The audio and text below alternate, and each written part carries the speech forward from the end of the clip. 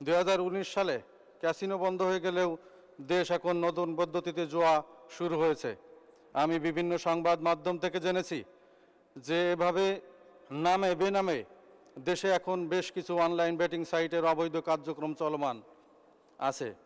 এই বেটিং সাইটগুলোতে প্রতিদিন নিম্ন আয়ের মানুষেরাও তাদের রক্ত ঘামের বিনিময়ে উপার্জিত অর্থ খোয়াচ্ছে।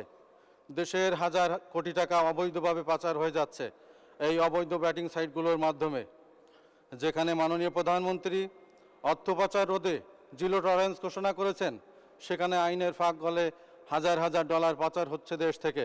এখন জন্ম সনদ দিয়ে খোলো বিকাশ স্টুডেন্ট অ্যাকাউন্ট, নিজের বিকাশ নিজে কর। মুখ থুবড়ে পড়ছে দেশের অর্থনীতি, মুখ থুবড়ে পড়ছে সামাজিক মূল্যবোধ, বাড়ছে দৈনন্দিন পারিবারিক সহিংসতা। অনেকের সুখের সংসার ভেঙে যাওয়ার পিছনে এই অনলাইন জুয়া, অনেক আত্মহত্যার পিছনেও এই অনলাইন জুয়াই দায়ী।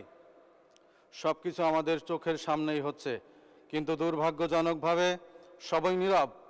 দেশ ও জাতির বৃহত্তর স্বার্থে নামকরণের কারসাজি করে চলা এইসব অনলাইন ব্যাটিং সাইট বন্ধ করার জন্য কী পদক্ষেপ নেওয়া হবে আমাদের আইসিটি মন্ত্রী এবং ডাক টেলিযোগাযোগ মন্ত্রীর কাছে জানতে চাই। এবং এ বিষয়ে আমি মাননীয় প্রধানমন্ত্রীর দৃষ্টি আকর্ষণ করছি, কারণ আমাদের অর্থনীতি দুর্বল হবার পেছনে টাকা পাচার, হুন্ডির সাথে যোগ হয়েছে অনলাইন জুয়া।